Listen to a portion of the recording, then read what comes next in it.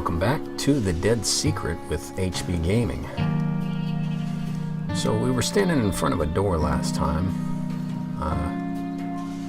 Unfortunately, when I saved, I noticed this when I started to, I clicked in and clicked back out real quick just to, on the last episode, just to see something, and basically it put us back at the beginning of this winter wonderland, I guess, the snow area here. So gonna have to go through this again. I don't know if there's multiple ways, to tell you the truth. There may not be. Hopefully not, because it would kind of suck to not be in front of the door again. But hello, Mr. Crow. Goodbye, Mr. Crow. So I think I went straight again. Nope, I didn't.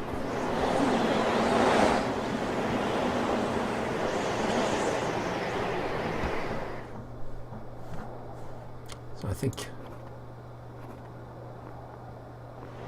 Nope.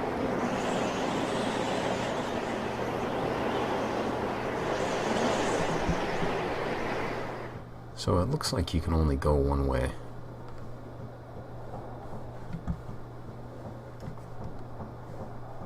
Pretty much. So, anyway, we'll get to the door real quick here and get back on our adventure. Hopefully,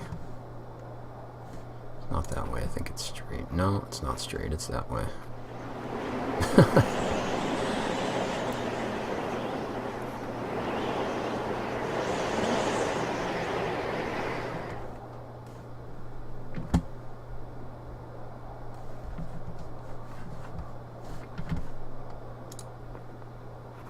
Luckily, there is only one way, I think.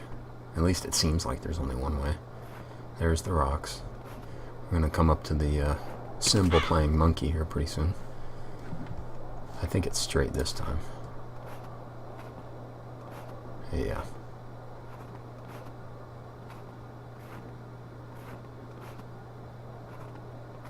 And there he is. Mr. Monkey. Hello, Mr. Monkey. Through the door we go.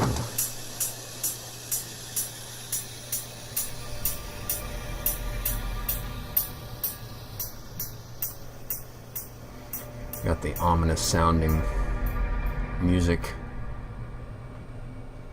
and the creepy dark stairwell here.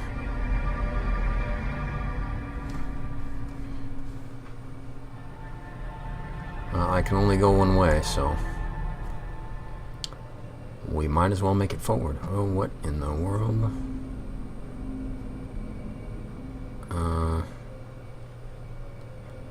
Hello? Can I go back now? And I can't look through the monkey face. So hopefully he doesn't, yeah, he's staring at us. Should I look back at him?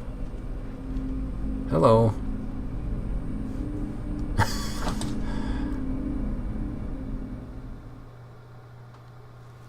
That was a little creepy. And that was the window I jumped out of.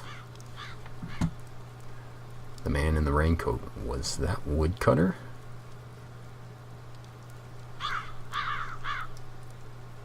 I must have hit my head. Looks like that's the only area we can go in there. I'm not leaving until I figure out what's going on. Well, why do I always have to play the character of the moron who wants to die, apparently? Oh, that's nice. I never noticed that. If you can't read that, that says leave.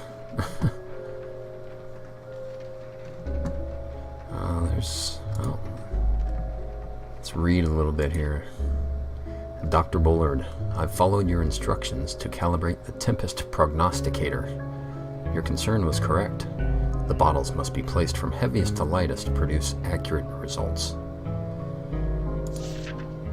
The actual weight depends on the leech used, so I have to recalibrate every time we want to take a reading. Also note that recalibration is required if the battery in the base dies. However, the device works as intended. Once the model is aligned precisely with the moon, it may then be used to start the lunar dream apparatus safely. Josie. Okay. Crucial to this story. I wonder if I can get this thing to work. Working. Calibrate the device from heaviest to lightest. It's a scale. Yeah, you're right.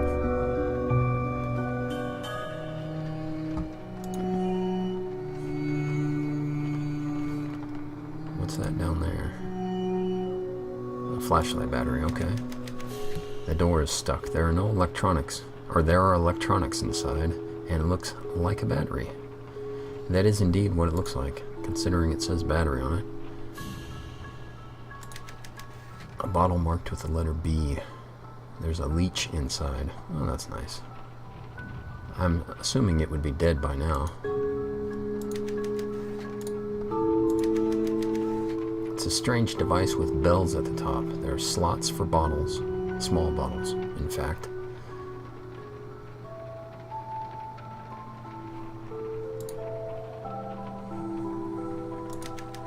It's a model of the Earth. Is that the moon? I'm assuming that's what that would be. So, what? Let me look at.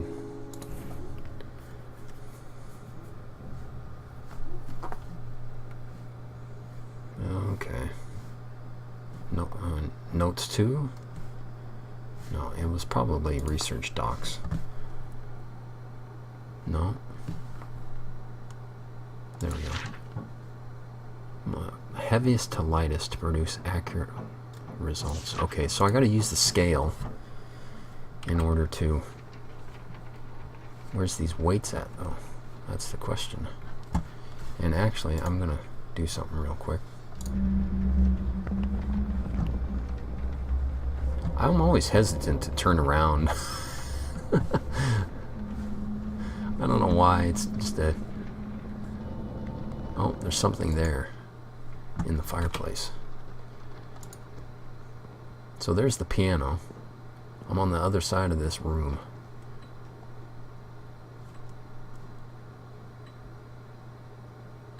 Is that a metronome?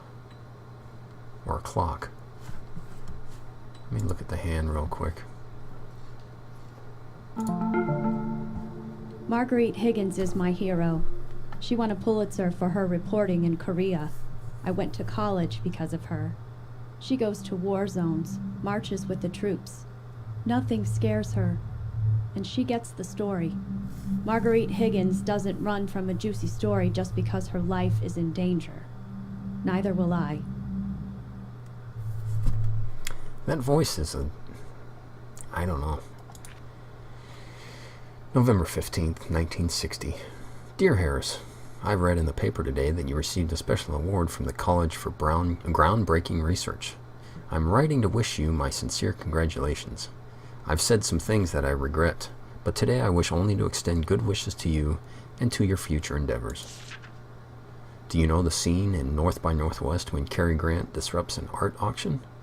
He makes nonsensical bids until the police are called to haul him away. I saw it last summer at the cinema we used to drive to in Logan. It was lonely to go alone, but that scene made me smile. My life feels like that sometimes.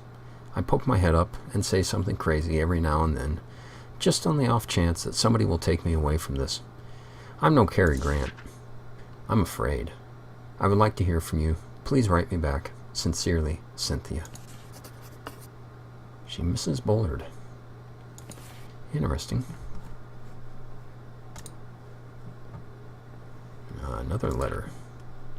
Chapter 4, The Subconscious Mind. The human brain is, at some level, not unlike the pot that produces my coffee every morning.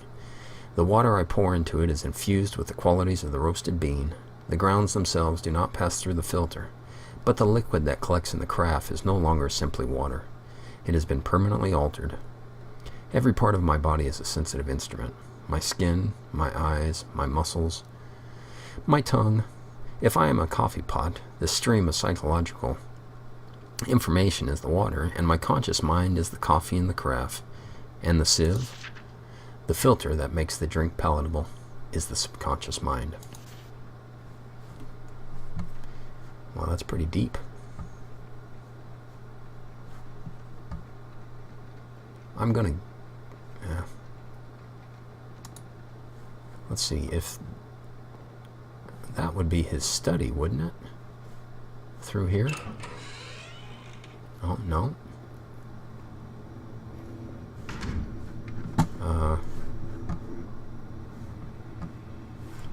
Actually, I'm going to save that for later. I want to finish up in here first. There was something in the fireplace here that I wanted to look at.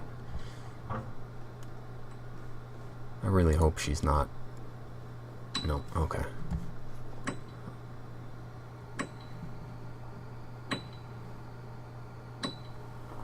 Huh. The hearth is covered in ash. Is there something written here? Well, maybe I gotta look with monkey face. Oh!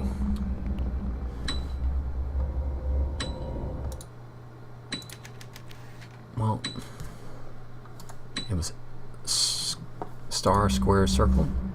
Star, circle, square. Star, circle, square. Star, circle, square. Obviously that means something later on.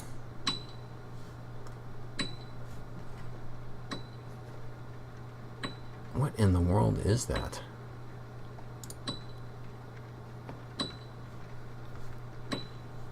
It's coming from this direction.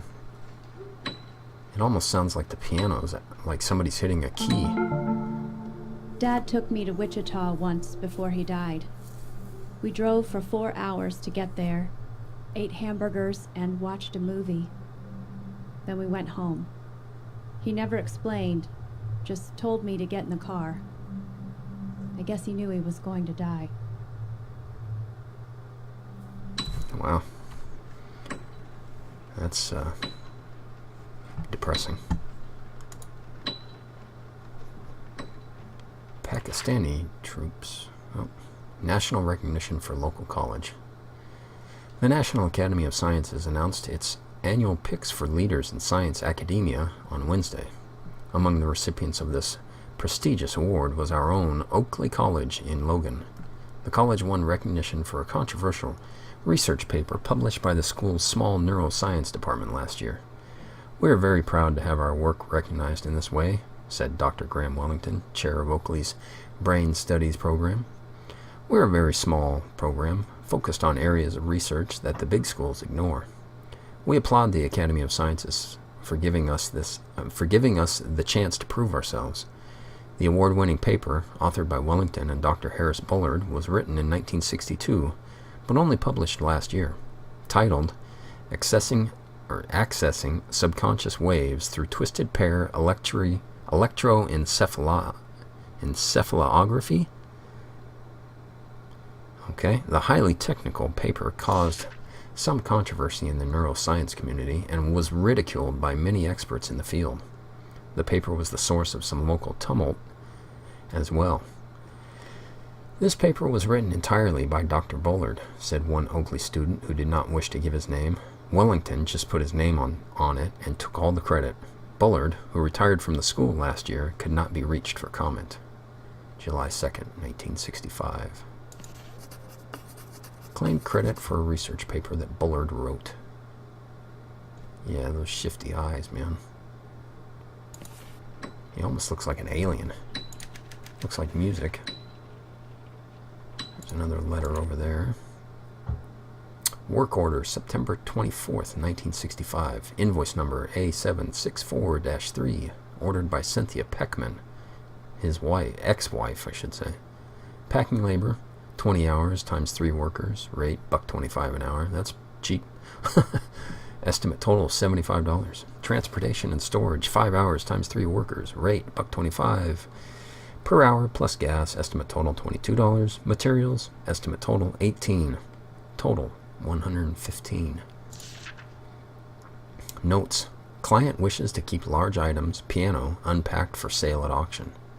Do not pack contents of guest bedroom, second floor, left side, not owned by client.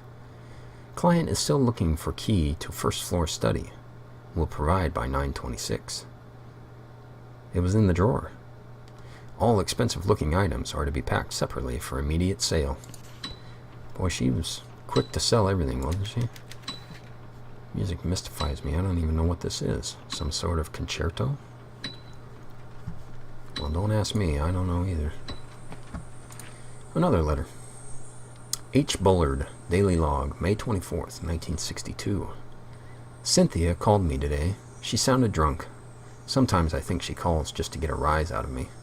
I maintained my calm this time. I declined her invitation to meet, and told her in no uncertain terms that if she was looking for money, she had best look elsewhere.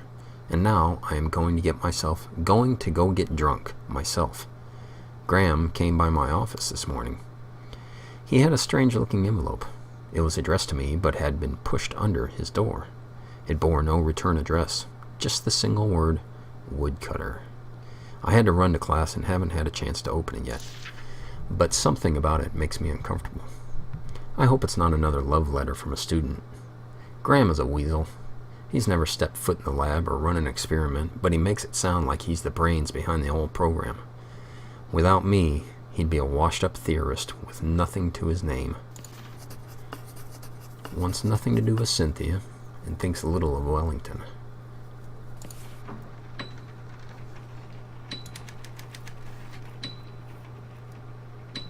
Yeah, just weed as far as the eye can see.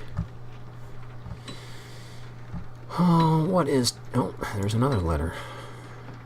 I'd like to know what the heck is tapping on the piano over there. And I don't really want to find out. H. Bullard, Daily Log, August 18th, 1965. So this is not too long ago.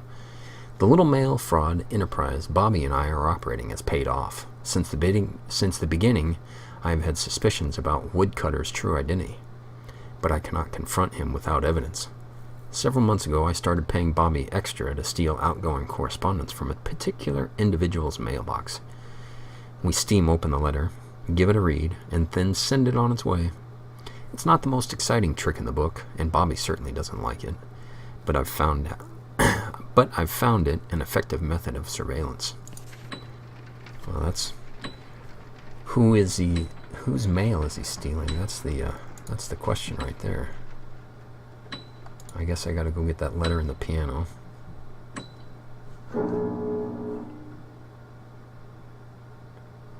Okay. The Crystal Cave by Bobby Sawyer, Chapter 8. The passage continued downward, a steep slope like we were going down a hill. The smooth crystal didn't give our feet purchase, and we were trying our best not to slip. It was dark as night, but the light from our helmets reflected strangely from the walls, making them dance blue. Once or twice I thought I saw a flicker in the glass, but it was just a trick of the light. It was cold down there. None of us were wearing a jacket. It dawned on us that we had come totally unprepared. A few hours before, we had been whooping and shouting, excited by the crazy angles that cut the crystal entrance out of the cave wall. Sure that we'd found something that was going to make us rich.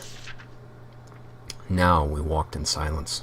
Henderson's face wore a hard, determined look. Johnson's was all suspicion. Jimmy just looked scared, his skin pale and his eyes wide. I opened my mouth to say something to him, then shut it. Either we'd find a way out of it, or we'd die down here. All there was to it. It was then that Johnson screamed.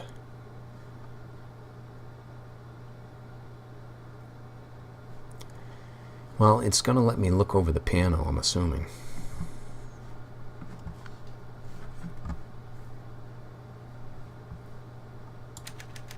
Portrait of Bullard. Feels like he's looking at me. No, it looks like he's looking over there. Doesn't it? He's got his eyes, like, over in this direction. What is that clicking sound that I hear?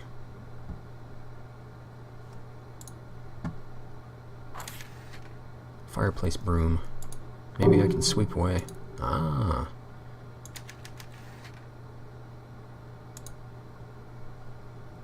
Well, it's been used recently. In the summer? Well, they were burning something, obviously. What is that clicking?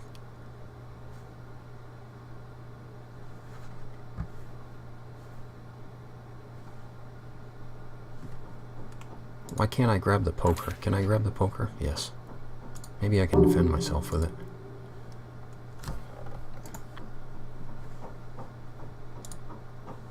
Oh, here we go. Well, what? I guess I just have to click on it. There we go. It's a series of faint symbols. Yeah, I saw them already.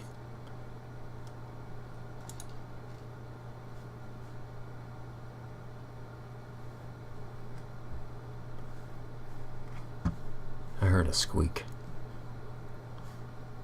And there's that click again. So,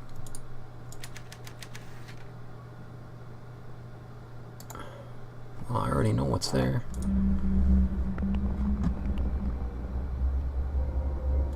I saw that already.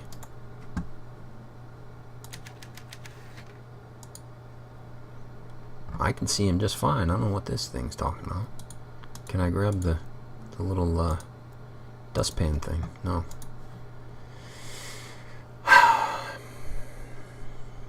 Well, that's good. At least I can't look over it. So I got one place to go.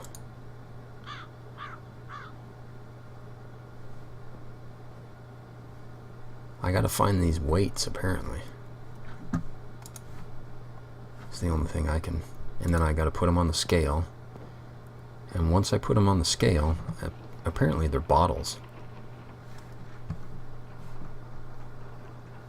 That rain outside? Is that what that's supposed to be? I guess so.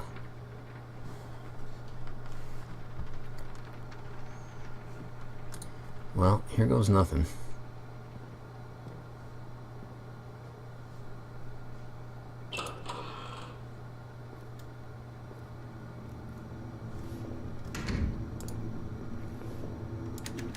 Pots and pans, they haven't been packed very well. More pots and pans. Should I look through the monkey face?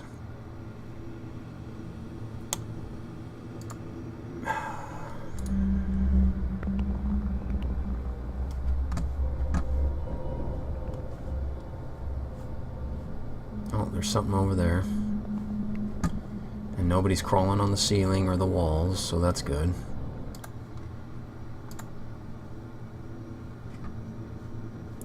I guess that means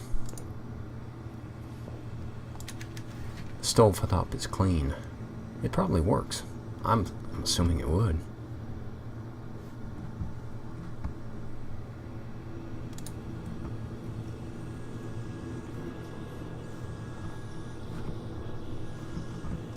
Maybe that's just the sound of the fridge. You think? I'm gonna guess it is. Oh, another letter. United States Patent Office. Patented January 3rd, 1963. Eyewear with electromagnetic refracting lenses. Harris Bullard, Oakley College, Logan, Kansas.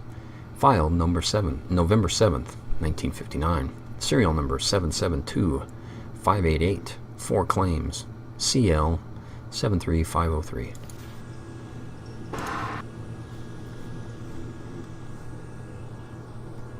Should I open this thing up? Am I going to find somebody's frozen head in here? Oh, coffee. It's frozen shut. I can hear something rattling around inside of it.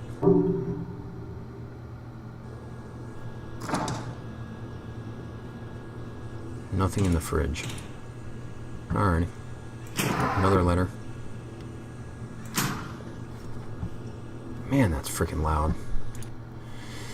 Bobby, here's the list of supplies this week. I know you're angry that I haven't paid you in a month, but please wait a little bit longer. I have some money coming, and I'll be able to pay you soon.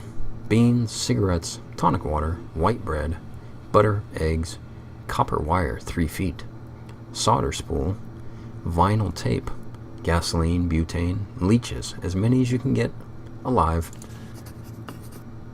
Bullard owed him money. Well, that's not enough to kill the guy, though. He doesn't look shifty. Looks like a normal kid. Maybe 16? 17 at the most, maybe? There's a well outside. Okay. Nice to know. Another letter. Harris Bullard, I am Woodcutter. You have 5 days. I am coming.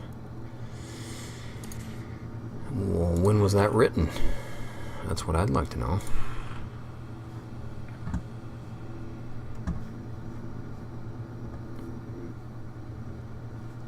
Man, this music, or not music, it's not really music, I guess, but it's rather ominous, to say the least. Harris Bullard, I am Woodcutter. Hear me roar. I don't know. You will complete your research and then hand it to me, or we can discuss the South Pacific in 1944. So it's definitely somebody that he knew.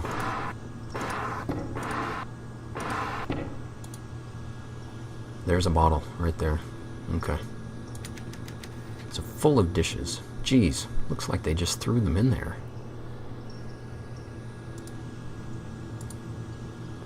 Two doors. One goes outside, one probably to the basement, most likely. A bottle. The letter D is printed on the label. Is there anything else I could take? 1/4. Okay. Assorted canned goods, peaches, corn. All kinds of canned foods. Stuff that doesn't go bad for ages. That's true. There's enough here to feed a person for months. Potatoes. Or potatoes, depending on where you... If he had this much food, what was Bullard paying Bobby Sawyer to get? Whimsy. Is that supposed to be like Wheaties?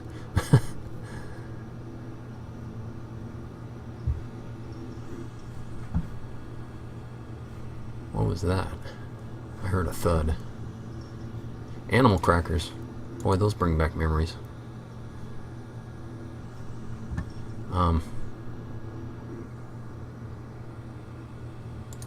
I'm going to go back in here real quick and see what this bottle does, if it does anything at all. It's at 1/4, I know that.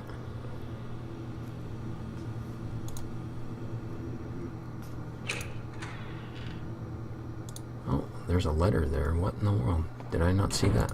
That wasn't there before. H. Bullard, Daily Log, June 11th, 1965. Using the moon as a trigger for the lunar dream apparatus has its problems. The moon must be full, or nearly so. The night must be clear, and the process must be started at a very specific time to ensure that the moon is visible from inside the chamber. Josie's been following weather reports and using lunar charts to try to predict days for ideal test conditions. But it's an error-prone process. The data we get back from the Weather Service just isn't precise enough. Today, I hit upon the solution. That's supposed to be wheel, I imagine, instead of well. We'll build our own weather device. In fact, we can base it upon an exceedingly accurate design from a century ago, the Tempest Prognosticator. Kind of a goofy name. I'll have to make some modifications for our purposes, of course. I'm sure that with some tuning, we can build a device that responds exactly to our weather needs. Then, we'll need to get some leeches. Okay, well, built a strange device to track the phases of the moon.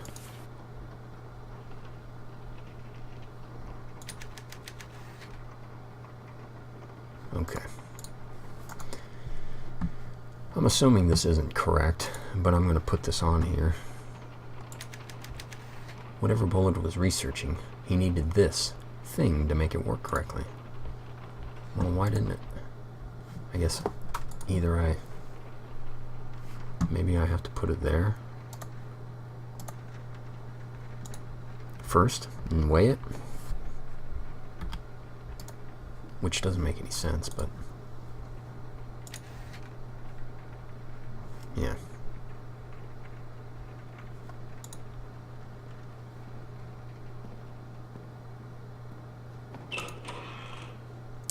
Back into the room we go. This dungy old, or dungeony old, stinking kitchen here.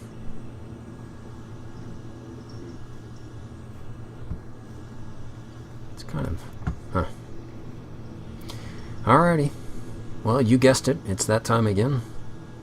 There's a door. So I appreciate you guys hanging out, watching some Dead Secret. Didn't really have any fright fest there, but it's a little creepy. I don't know. Anyway, you guys have a good one, and we shall see you next time.